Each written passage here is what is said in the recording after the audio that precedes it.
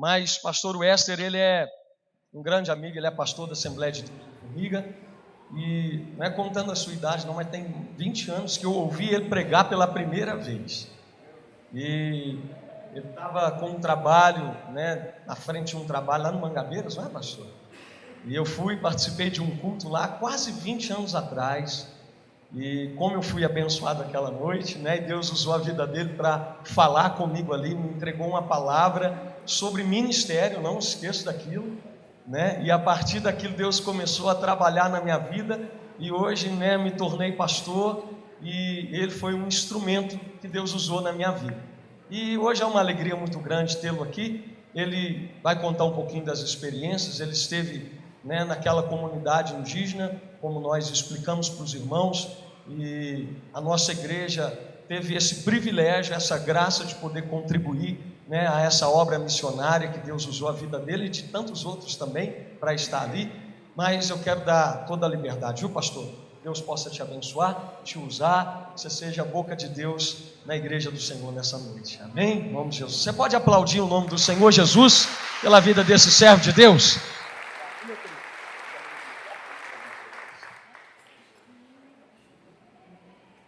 De saudar a amada igreja com a paz do Senhor. Para nós é uma alegria estarmos aqui, irmãos. E interessante que quando o Diego me falou isso, ele me falou pelo telefone, e a gente lida com tantas pessoas, e na época, com todo carinho e respeito, o irmão Diego tinha mais cabelo. O mistério.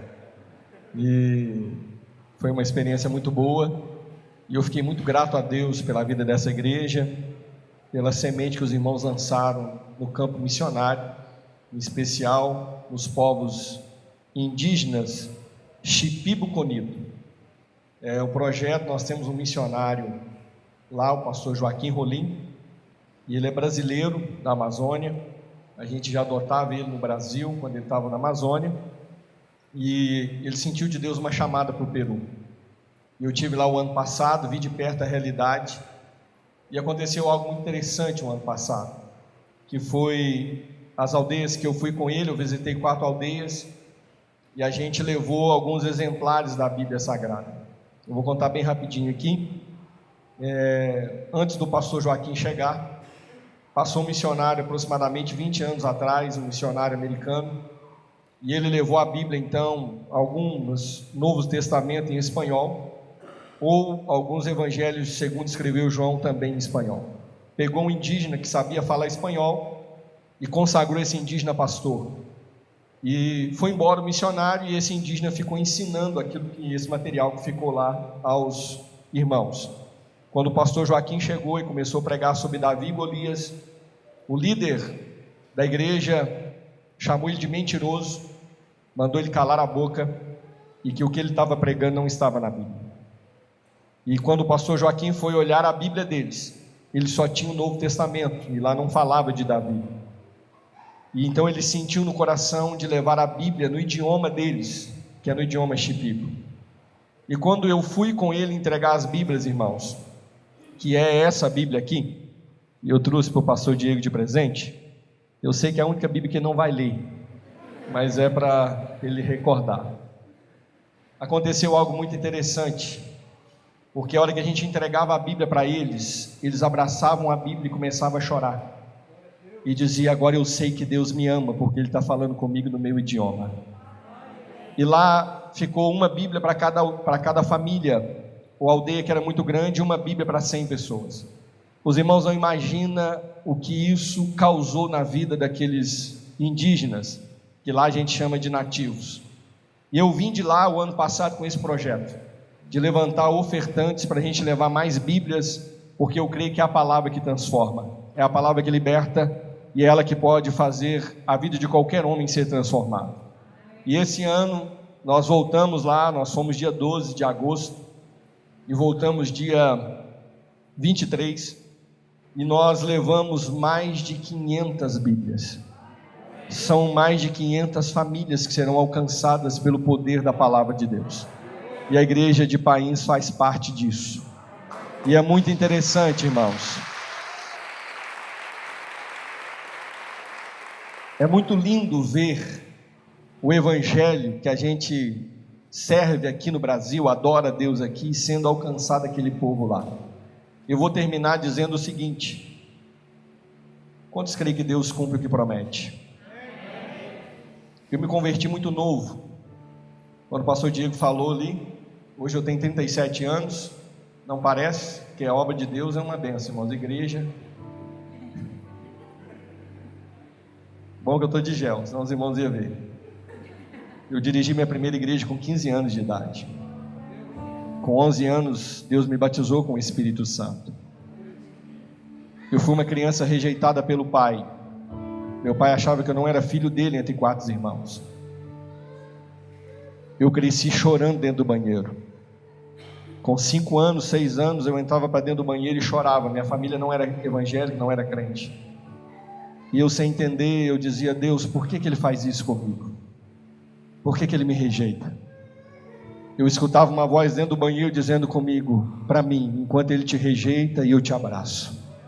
E eu não sabia quem era, mas eu me sentia confortado com aquilo. Com 8 anos, 9 anos, a minha família aceitou Jesus e eu também. Com 11 anos, Deus me batizou no Espírito Santo. E as promessas de Deus começaram a vir sobre a minha vida. Quando eu fui batizado no Espírito Santo, aí eu entendi que quem falava comigo quando eu tinha 5, 6 anos era Ele, o Espírito Santo. E até hoje Ele ainda fala. E uma das promessas era que eu pisaria num lugar aonde ninguém queria pisar. Quando eu cheguei na aldeia, o missionário disse para mim: pastor S, você é o segunda pessoa, sem ser do povo deles, a pisar nesse lugar para trazer a palavra.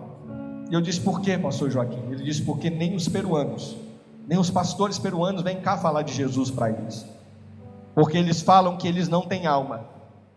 E quando eu pisei na terra, Deus me fez lembrar quando eu tinha 11 anos de idade, e Deus falou comigo: hoje você está pisando aonde eu te falei, num lugar aonde ninguém quer pisar. E eu louvo a Deus, irmãos, por vocês fazer parte disso e nos ajudar a levar a palavra de Deus a um povo que para o peruano, para os pastores peruanos não tem alma, mas Jesus pagou um alto preço para aquele povo. Então nós estamos fazendo o ID do Senhor. Que Deus possa recompensar a sua fé, recompensar a semente que os irmãos lançaram na obra missionária, e que Deus em Cristo continue abençoando a cada um dos irmãos. Eu quero nessa oportunidade passar essa Bíblia, o exemplar dela, ao pastor Diego, em nome de todo o povo Shipibo-Conito.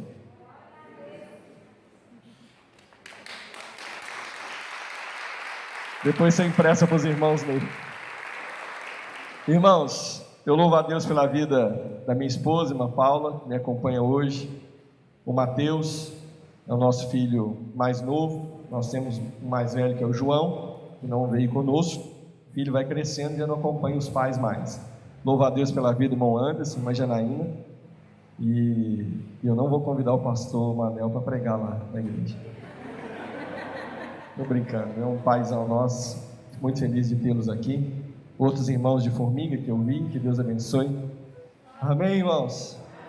Vamos para a palavra. Deus tem uma palavra para a sua vida nessa noite. Evangelho de Jesus, escrito por Lucas, capítulo 23, e o verso 33. Quantos encontrou? E quando chegaram ao lugar chamado a Caveira, ali o crucificaram, e os malfeitores, um à direita e o outro à esquerda. E dizia Jesus: Pai, perdoa-lhes, porque não sabem o que falam. E repartindo as suas vestes, lançaram sortes. E o povo estava olhando, e também os príncipes zombavam dele, dizendo: aos outros salvou, salve-se a si mesmo, se és o Cristo escolhido de Deus. E também os soldados escarneciam dele, chegando-se a ele, apresentando-lhe vinagre, dizendo: se tu és o rei dos judeus, salva-te a ti mesmo. E também por cima dele estava um título escrito em letras gregas, romanas e hebraicas: este é o rei dos judeus. Amém? Ore comigo. Senhor, nós te louvamos, porque mais uma vez estamos para ministrar a tua palavra. Senhor, é a primeira vez que venho a essa casa, mas o Senhor está aqui todos os cultos. Senhor, tem muitos aqui que eu nunca ouvi e nunca vi, mas o Senhor sabe de tudo sobre eles. O Senhor colocava no meu coração essa palavra, e ela tem endereço, ela nunca volta vazia. O Senhor quer colocar algumas coisas no lugar. O Senhor quer trazer cura nessa noite. O Senhor quer trazer respostas. Senhor, que venhamos ser um canal de Deus uma vez mais sobre este povo, e que a tua poderosa palavra e o teu Espírito Santo nos oriente, trazendo discernimento, ó Deus, daquilo que o Senhor quer fazer neste lugar. Assim oramos em nome de Jesus. Irmãos, eu queria pensar com os irmãos. Deus me deu um tema para essa reflexão. Eu queria falar das duas igrejas do Calvário. Umas delas nós somos nessa noite. Quando lemos Lucas, o texto que lemos, ele nos fala de uma das histórias tristes, mas para nós é que nos deu vitória: a crucificação de Cristo. A Bíblia nos fala que Jesus agora é levado ao Gólgota, a caveira, para ser crucificado. Segundo os estudiosos, foi a pior forma que o homem descobriu para poder matar e torturar outro homem. Foi a crucificação. A Bíblia nos diz que maldito é aquele que foi pendurado no madeiro. A morte na cruz era para os piores homens, para as piores pessoas daquela época. E o meu Jesus e o seu Jesus se tornou pior, para que hoje nós fôssemos melhores. A Bíblia nos diz que agora, quando Cristo é levado, festa em Jerusalém, com ele foi levado também 2 ladrões, ou 2 malfeitores, como diz Lucas. Se nós formos, irmãos, para João 19:18, João os chama de ladrões. Se formos para Mateus 27, Mateus chama de salteadores ou assaltantes. Também Marcos 15:27 os chama de salteadores. Em Isaías 53:12, a Bíblia nos diz que Isaías, falando do Messias, que ele seria contado com os transgressores, ou aqueles que são violadores da lei. Entendemos que Jesus agora se fez pecador por nós, mesmo ele não tendo pecado. A Bíblia nos fala que agora ele é levado e ele é colocado no meio. Na onde? No meio. É tão interessante isso, porque certa feita ele diz assim: onde estiver 2 ou 3 reunidos em meu nome, eu estarei no... Você crê que ele está aqui? Que nessa noite você possa se achegar a ele, que você possa tocar nele, que você possa sentir ele. Jesus, irmãos, é como o ar, nós não vemos, mas sentimos. Sem ele nós não sobrevivemos. Ele agora é colocado no meio de 2, um à direita e um à esquerda. A Bíblia nos diz, a Bíblia não nos fala o nome deles, nem Mateus, Marcos, Lucas, nem João. Alguns teólogos, e até por linha romana, colocam o nome de um deles de Dimas, mas a Bíblia não fala isso.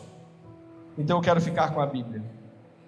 O que eu quero trazer nessa noite, que esses 2 ladrões nos ensinam muito, e eu quero simbolizá-los como 2 igrejas do Calvário.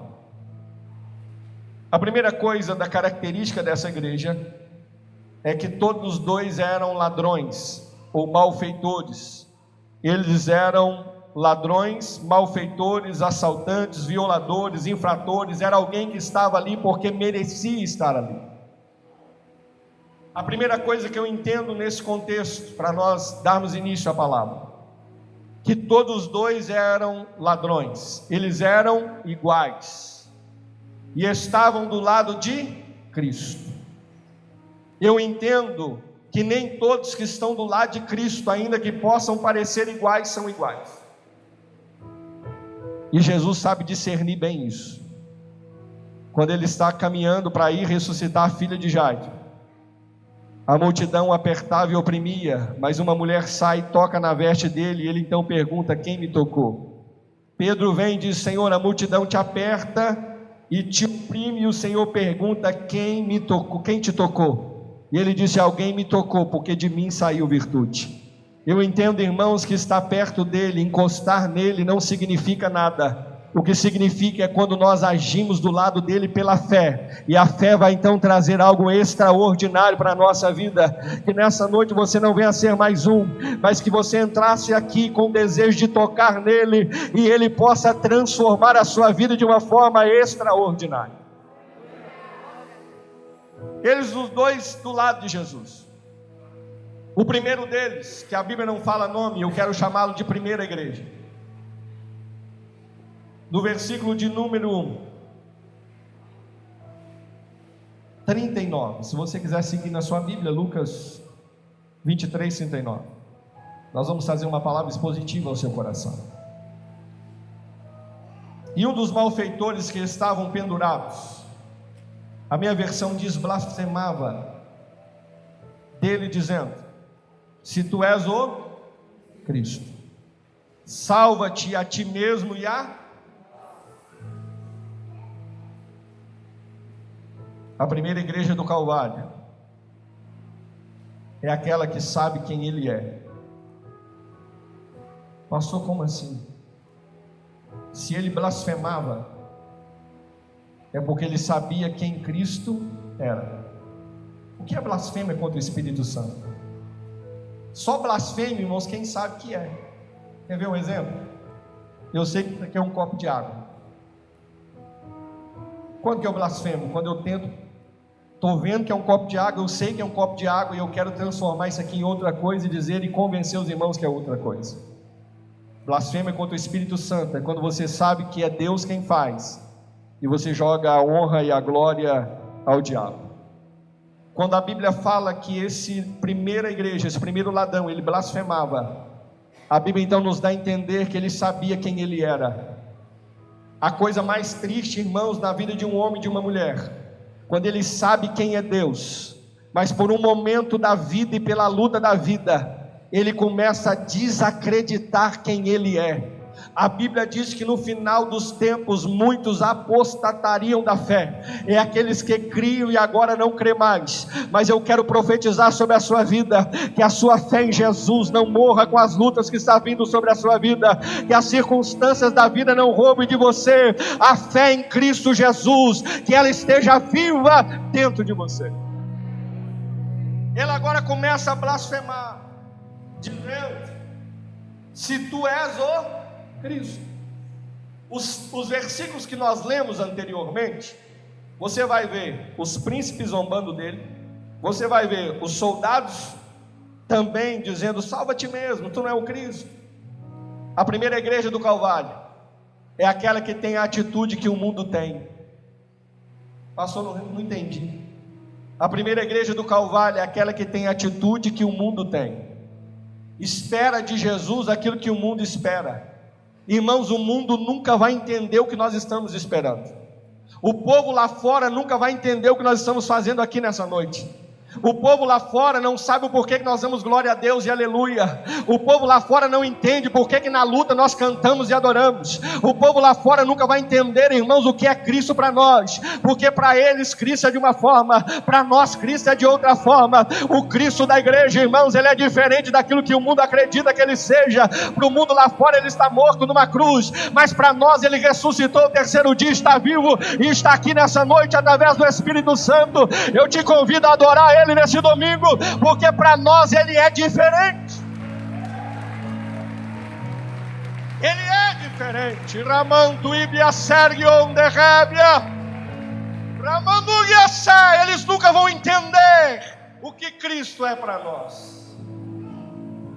Agora aquele ladrão da cruz começa a falar as mesmas palavras que o mundo estava falando, que o soldado romano estava falando, que os príncipes estavam falando. Só que com uma diferença: ele sabia quem era Cristo. E ele diz o seguinte, versículo 39 ainda: se tu és o Cristo, salva-te. A primeira igreja do Calvário é aquela que Deus tem que fazer para ele crer.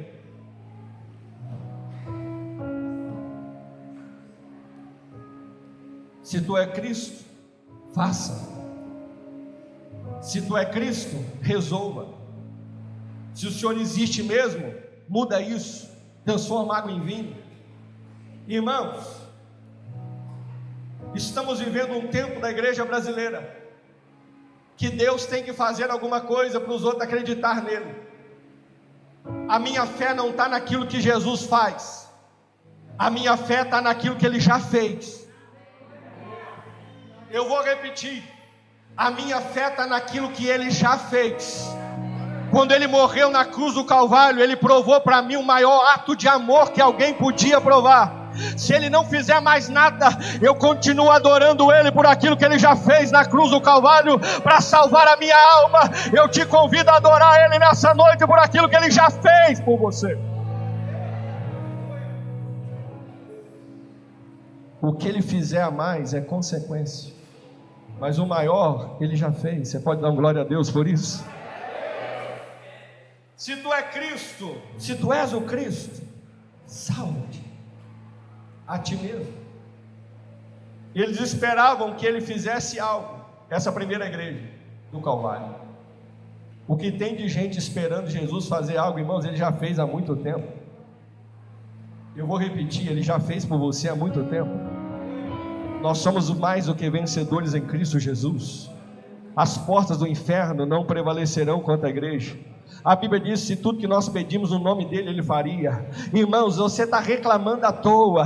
Se fosse você, eu já estava adorando, bendizendo o nome dele, aleluia. Ele não precisa fazer mais nada. Lá na cruz ele falou uma palavra que disse tetelestai. Ele estava dizendo: está consumado. Em outras palavras, agora não precisa fazer mais nada. Eu fecho a conta, eu rasgo a cédula que era contra você, eu faço você justificado pelo meu sangue. Ei, aleluia, o que tinha que fazer eu já fiz, está pronto, aleluia. Eu te convido a adorar Ele, porque o que Ele tinha para fazer Ele já fez. Agora é só nós adorarmos Ele e esperar a sua volta. Só que tem gente que ainda está querendo que Ele prova alguma coisa. Irmãos, Ele não precisa provar nada. Se você crê, Ele é. Se você não crê, Ele é. Ele não precisa transformar água em vinho para provar que Ele é Deus. Ele não precisa levantar paralítico para provar que Ele é Deus. Eu creio nele por aquilo que Ele já fez na cruz do Calvário. Ainda que Ele pode transformar água em vinho, abrir o mar vermelho, ainda que Ele pode levantar o paralítico, ainda que Ele pode abrir porta onde não tem, mas não espere isso dele para crer nele. Eu te convido a crer primeiro, aleluia.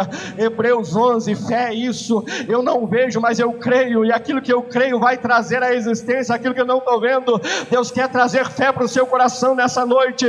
Deixa de esperar o milagre acontecer para você crer. Começa a crer antes do milagre, porque o milagre está chegando para a vida daquele que crê. Então eu te convido a adorar Ele, aleluia, porque nós não precisamos ver para crer, nós cremos sem ver. A segunda coisa da igreja do Calvário, a primeira é que Ele esperava, Ele repete aquilo que o povo lá fora repetia. A segunda coisa, Ele dizia: se tu és Cristo, salva-te.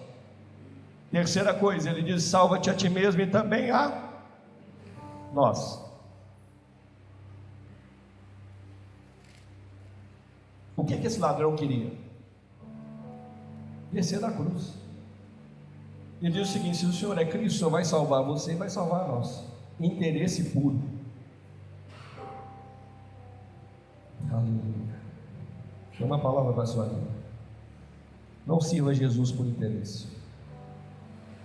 Sirva Ele por aquilo que Ele é. Sabe o que Ele queria? Ele diz o seguinte: se o Senhor é Cristo, o Senhor vai descer daí e vai tirar nós também. Só que tem uma coisa, irmãos: Cristo não merecia estar lá, eles mereciam. Eles eram lá nós. Fica triste comigo não. O problema da igreja hoje E a pessoa apronta, depois quer sair limpinho. Ele te perdoa do pecado, mas a consequência dele fica. E aí a gente diz, mas se ele é Cristo, isso não poderia estar acontecendo comigo. Se está acontecendo, porque você merece. Pastor, mas como assim? Irmãos, esse ladrão queria que Cristo descesse da cruz e tirasse ele de lá. Tem gente que quer um milagre, mas não quer reconhecer o erro. E sem confissão de pecado, irmãos, não tem. Se não tiver arrependimento e confissão de pecado, não tem perdão. Tem pessoas que querem que Deus faça aquilo, irmãos, aleluia, que Ele gostaria que acontecesse na vida dele para sair fora da culpa. Mas nós, irmãos, entendemos que somos culpados, somos pecadores, mas somos remidos, lavados do sangue do Cordeiro, e nenhuma condenação há para aqueles que estão em Cristo Jesus. Nós somos limpos por Ele. Ele só queria que Jesus fizesse algo para beneficiá-lo de uma culpa que ele tinha. Que pena dessa primeira igreja do Calvário. A segunda igreja, versículo 40. Respondendo, porém, o outro, que repreendiam. A segunda igreja do Calvário é aquela que defende Cristo. Você defende a sua igreja? Você defende Cristo? A primeira característica da segunda igreja é aquela que defende. Tem gente que não defende, irmãos, porque nem ele acredita. Mas se você acredita, defenda. Repreendia ele dizendo: tu nem ainda teme a Deus. Por que ele falou isso? Vocês lembram que lá no início eu disse que ele blasfemava? Se ele blasfemava porque ele conhecia a Cristo. Jesus era a pessoa mais importante daquela época. Alguém deveria ter falado, eles deveriam ter tido algum tipo de encontro com Cristo. E ele diz o seguinte: você não teme a Deus? Em outras palavras, você não tem medo de Deus porque você sabe quem Ele é. Irmãos, nunca esqueça quem Ele é. Ainda que você esteja passando o pior momento da sua vida, nunca esqueça quem Ele é. Que a blasfêmia nunca esteja nos seus lábios. Que nunca você duvide do poder dele, de quem ele é, aleluia, do que ele pode fazer e o que ele já fez na sua vida. Tu não teme a Deus, estando na mesma condenação. Em outras palavras, ele estava dizendo, versículo 41, nós na verdade, com justiça, ou seja, nós merecemos estar aqui. A segunda característica dessa segunda igreja do Calvário, ela reconhece quem ela é. A pior tristeza na vida de um crente, quando ele não entende que tudo na vida dele é Deus, e só estamos aqui por causa dele, toda honra e toda glória para ele. Só estamos vivos hoje porque ele nos sustentou de pé, só estamos respirando porque ele tem te dado fôlego de vida, só podemos levantar a mão porque ele é a nossa força, só saímos da nossa casa para vir adorar ele porque ele permitiu. Então eu te convido a adorar ele e entender, aleluia, que nada aqui é mérito seu, mas tudo é dele. Então adore ele nessa noite porque ele merece a nossa adoração. A segunda igreja, ela entende, ela reconhece o seu estado. Tem um versículo na Bíblia que a gente sempre lê ele na ceia: examine-se o homem a si mesmo, e coma desse pão e beba desse cálice. Toda ceia que eu vou tomar, eu me sinto indigno. Pastor, como assim? Porque eu não merecia. E eu acho que ninguém merece, porque todos nós ainda somos pecadores, só que remidos. Quando eu chego na ceia e vejo o pão e vejo o cálice, eu começo a chorar e eu começo a entender: eu só estou participando do pão e do sangue porque um dia alguém morreu na cruz por mim. Ele não tinha pecado e se fez pecador. O dia que você entrar aqui e achar que é o melhor, eu te convido a aceitar Jesus de novo. Porque todo dia que nós entramos na presença dele, nós entendemos: eu não sou nada, ele é tudo. Eu não sou nada, ele é tudo. Eu vou continuar até você dar glória a Deus. Eu não sou nada, ele é tudo. Eu não sou nada, ele é tudo. Tudo é para ele, tudo é dele, a honra é dele, aleluia. Se eu sou melhor é porque a presença dele é na minha vida. Se eu estou melhor porque ele me achou, ele me encontrou, ele me aceitou. Então eu te convido a adorar ele nesse domingo, aleluia. Porque tudo na sua vida é ele. Reconheça o seu estado. Nunca esqueça que você é só melhor porque a presença dele é na sua vida. A nossa natureza é má. O velho Adão está dentro de nós. O que nos faz diferentes, homens e mulheres diferentes nessa terra, chama-se Espírito Santo de Deus. E o dia que você aceitou ele, ele começou a fazer morada dentro de você.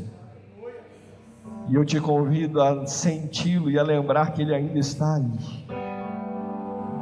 Espírito Santo de Deus, começa a marcar presença sobre vidas nesse lugar. Começa a trazer à memória deles que quem eles eram e quem eles são hoje. Que tudo que aconteceu de transformação é o Senhor quem fez. Que nós nunca viemos esquecer de onde saímos e para onde estamos indo, aleluia. Senhor, que viemos reconhecer que nós é quem deveríamos estar naquela cruz, mas o Senhor, aleluia, tomou ela no meu lugar e no lugar dessa igreja. Que o teu Espírito Santo nos conscientize que tudo, Deus, é o Senhor na nossa vida. Tu nem ainda teme a Deus? Estamos na mesma condenação. Nós, na verdade, com justiça, porque recebemos o que os nossos feitos mereciam. Mas ele nenhum mal fez. A segunda igreja, ela entende que Jesus não merecia, mas ele sim. Quando você começa a entender que tudo que Jesus fez foi por causa do amor dele pela sua vida, você começa a ser mudado. O amor dele nos constrange. O problema é que tem muita igreja, que é a igreja número 1 do Calvário, é aquela que acha que Cristo é obrigado a fazer alguma coisa para provar que ele é Cristo.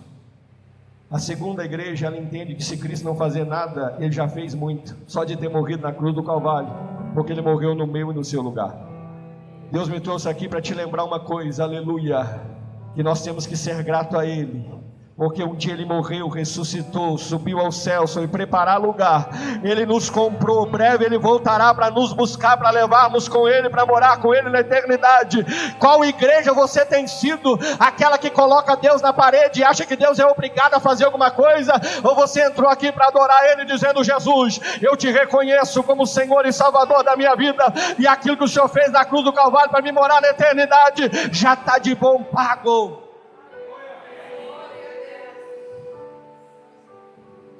Nós merecemos, mas ele não fez mal nenhum.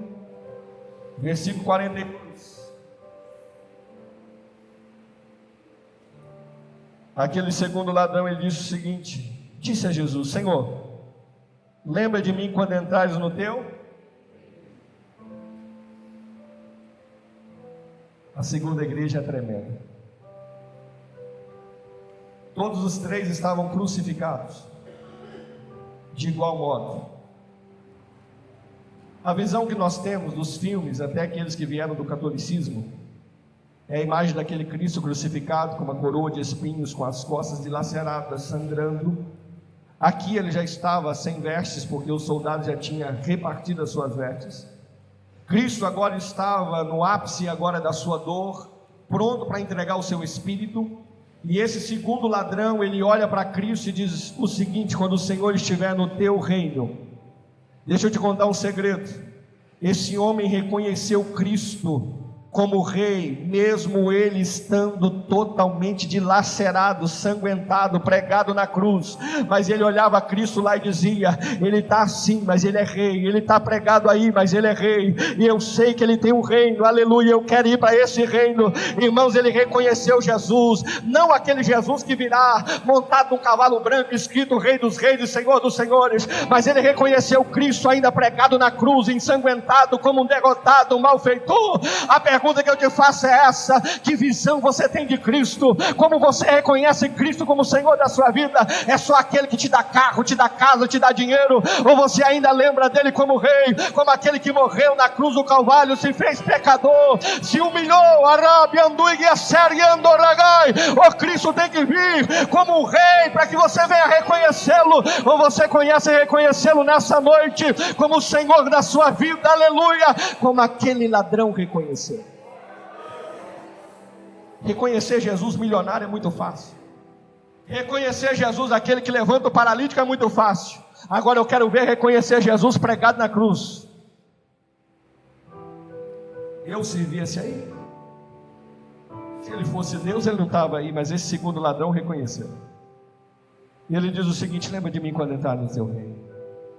E ele sabia que Jesus era rei. Será que você reconhece ele como rei nessa noite? Disse Jesus: em verdade te digo, que hoje estarás comigo no paraíso. Em momento nenhum mais na Bíblia você vai ver Jesus falando isso para ninguém. Sabe o que eu quero lhe dizer? Essa segunda igreja, ela reconheceu o Cristo do Calvário. Essa segunda igreja, ela entendeu que ele era rei, mesmo ele não estando no trono. Esse segundo ladrão, ele viu totalmente diferente do que o primeiro.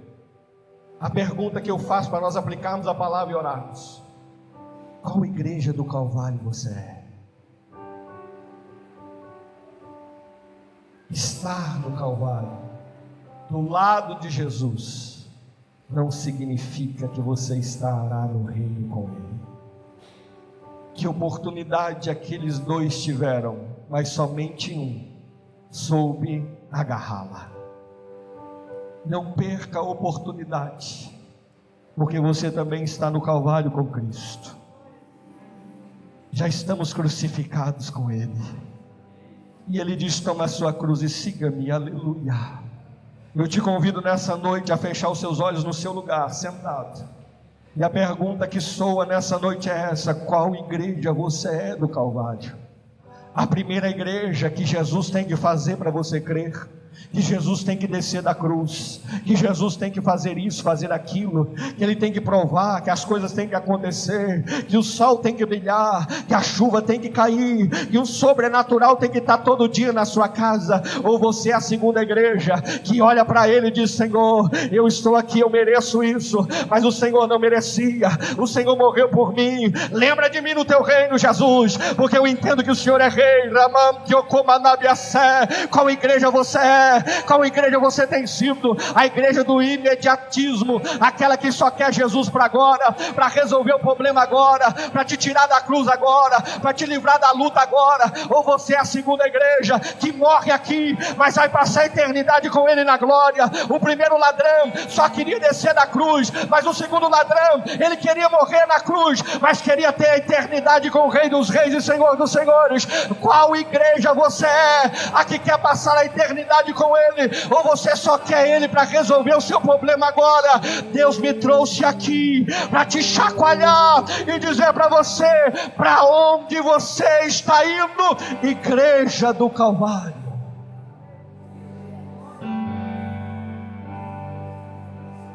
Ele é poderoso para descer da cruz e para tirar você de lá, mas Ele não quer isso, Ele quer te levar para o céu. A segunda igreja entendeu isso. Lembra de mim do teu reino. Que Cristo você quer? Você já está no Calvário. A pergunta é essa: que igreja você é? Do imediato ou da eternidade? O que é melhor? Ser curado aqui e passar a eternidade no inferno, ou partir doente daqui, mas nunca mais terá lágrimas nos seus olhos, nunca mais haverá noite, veremos Ele como Ele é, seremos servidos por eles na boda do Cordeiro. Ei, nós comeremos e beberemos da água do rio da vida. Ele é rei, Ele veio nos buscar, mas Ele quer buscar um povo que crê nele, por aquilo que Ele já fez, aleluia. Aquele que crê no Cristo morto e ressuscitado ao terceiro dia. Esse homem me faz refletir. Reconhecer Jesus num cavalo branco é muito fácil, mas reconhecer Ele como rei, pregado numa cruz com uma coroa de espinho, é só quem tem olhos para a eternidade. E eu termino aqui para nós orarmos. Há pessoas que esperam de Deus só nessa vida, e a Bíblia diz que Ele é o homem mais miserável. Jesus não passou tudo para te dar o de melhor aqui, ainda que isso é nosso, é direito adquirido, mas Ele veio para nos levar para o céu. As duas igrejas eram ladrões. Deixa eu te contar um segredo: você nunca é merecedor do céu, nós continuamos pecadores. Aqui não há ninguém melhor, todos somos iguais. A diferença é que somos pecadores remidos no sangue do Cordeiro, somos justificados por Ele. Então eu te convido nessa noite a entender, já que não somos melhores, já que a morte dele nos deu vida, eu te convido a olhar para a eternidade e começar a entender que o preço pago na cruz foi para a eternidade, que o agora, o hoje, Ele não te dá a eternidade. O milagre de agora, Ele não te garante a salvação, mas o milagre da cruz, Ele te leva ao céu. Quantas pessoas, nós vemos a parábola, o texto dos 10 leprosos, quantos voltaram? Milagre não salva ninguém. Então nessa noite entenda que o maior milagre já foi feito quando Ele morreu e ressuscitou. E eu quero te convidar a ficar de pé. Qual igreja você é? Qual igreja você é? A igreja do se Deus não fizer, Ele não é Deus? A igreja de colocar Deus na parede e obrigá-lo, dizendo: o Senhor tem que fazer. Quem somos nós para dar ordem naquele que criou tudo? Eu sinto Deus neste lugar. Semana passada, uma vez que isso é obrigação nossa, mas eu não faço isso diário, eu coloquei a igreja em oração às 3 horas da manhã. E sexta-feira Deus me deu essa palavra. Eu vim orando, Deus, o que vou ministrar lá. A gente prega todo dia, irmãos. Poderia pregar aqui outras mensagens que te emocionasse, tivesse você pulado da cadeira. Mas o Espírito Santo me trouxe essa palavra. Qual das duas igrejas do Calvário você é? Se você estava colocando Deus na parede, eu te convido a reconhecer quem Ele é.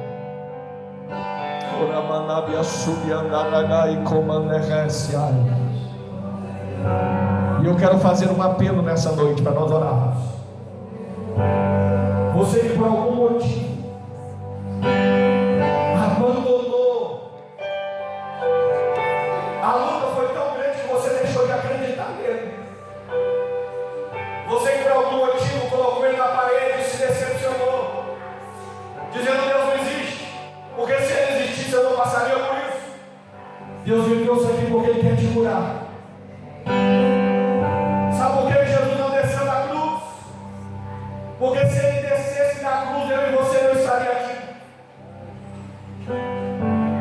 Ele não desceu porque ele sabia que tinha que ir até o final, para que hoje nós pudéssemos estar adorando Ele em paz. Tem coisa que Deus não faz agora, porque o que Ele tem para revelar amanhã é muito maior. Quando Pilatos foi dizer para ele, dizendo: eu posso soltar, ele diz: não. Se eu quisesse, eu pediria um pai, ele mandaria uma legião de anjos. Em outras palavras, ninguém tira a minha vida, eu a dou. Sabe o que Deus está dizendo? Aleluia. E tem hora que Deus fala não agora, para ele tem um sim muito maior para você amanhã. Entenda o que Deus está fazendo e nunca reclame e nunca desacredite nele, porque Ele é. Não é porque as coisas não aconteceram do jeito que você queria que deixou de ser. Eu queria convidar você a sair do seu lugar, você está nessa batalha,